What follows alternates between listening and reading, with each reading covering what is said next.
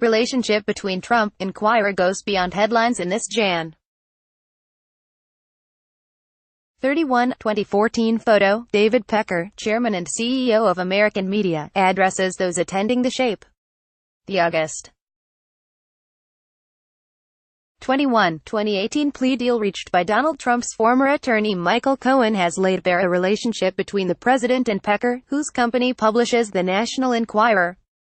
Besides detailing tabloids' involvement in payoffs to porn star Stormy Daniels and Playboy playmate Karen McDougal to keep quiet about alleged affairs with Trump, court papers showed how David Pecker, a longtime friend of the president, offered to help Trump stave off negative stories during the 2016 campaign. Marion Curtis via AP, New York, AP. The plea deal reached by Donald Trump's former attorney Michael Cohen has laid bare a relationship between the president and the publisher of the National Enquirer that goes well beyond the tabloid's screaming headlines. Besides detailing the tabloid's involvement in payoffs to porn star Stormy Daniels and Playboy playmate Karen McDougal to keep quiet about alleged affairs with Trump, court papers showed how David Pecker, a longtime friend of the president and head of Enquirer parent company American Media Inc., offered to help Trump stave off negative stories during the 2016 campaign. Court papers say that Pecker offered to help deal with negative stories about Trump's relationships with women by, among other things, assisting the campaign in identifying such stories so they could be purchased and their publication avoided. The accusations threaten Pecker's company, American Media Inc., both legally and in the court of public opinion. The relationship between Trump and the Enquirer has been cozy for decades. Former National Enquirer employees who spoke to the AP said that negative stories about Trump were dead on arrival dating back to when he starred on NBC's reality show, The Apprentice. In 2010, at Cohen's urging, the National Enquirer began promoting a potential Trump presidential candidacy, referring readers to a pro-Trump website Cohen helped create. With Cohen's involvement, the publication began questioning President Barack Obama's birthplace and American citizenship in print, an effort that Trump promoted for several years, former staffers said. The Enquirer endorsed Trump for president in 2016, the first time it had ever officially backed a candidate. In the news pages, Trump's coverage was so favorable that the New Yorker magazine said the Enquirer embraced him, with sycophantic fervor. Positive headlines for Trump were matched by negative stories about his opponents. An Enquirer front page from 2015 said, "Hillary, 6 months to live," and accompanied the headline with a picture of an unsmiling Clinton with bags under her eyes. Campaign finance laws generally prohibit corporations from cooperating with a campaign to effect an election, though media organizations are exempted from that restriction so long as they're performing a journalistic function.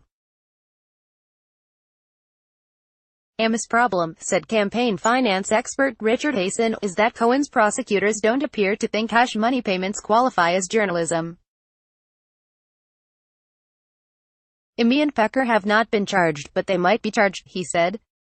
Though a novel legal case might be made that paying sources for silence is in fact standard tabloid reporting practice, he said, Cohen's plea agreement doesn't give that theory much weight.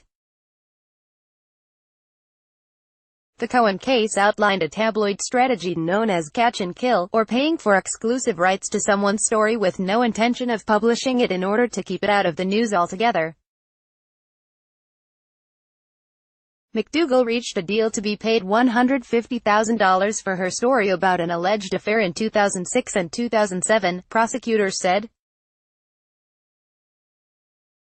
Daniels, whose real name is Stephanie Clifford, negotiated a $130,000 payment through Cohen for her story, and both were successfully buried until after the campaign. When negotiations lagged on the Clifford deal shortly before the election, her lawyer told the Enquirer that she was close to reaching a deal with another outlet to tell her story. An editor at the tabloid, in turn, texted Cohen to say something needed to be done, or it could look awfully bad for everyone, according to court papers. The deal was quickly reached, and Cohen agreed to make the payment. In court on Tuesday, Cohen said that he had agreed to work with Pecker to make the deals, in coordination with, and at the direction of, a candidate for federal office, clearly Trump. Emi did not respond to requests for comment. The accusations raise the question, can the Enquirer, indeed all of American media, really be considered a media company when people become more familiar with its political activities? Through an aggressive acquisition strategy, Emi has lately cornered a large part of the celebrity publication market. Besides tabloids like the Enquirer, Star and Globe, it also owns Us Weekly, In Touch and Life. "I think Emi is probably squirming," said Jerry George, a former editor at the Enquirer, on Wednesday. "They've painted themselves into a corner." Despite a reputation for fanciful stories, the Enquirer has a history of some aggressive political reporting. The tabloid's stories on John Edwards and Gary Hart helped end the chances of both men becoming president. The Enquirer's willingness to bend journalistic rules and potentially the law on Trump's behalf tarnishes that reputation, George said.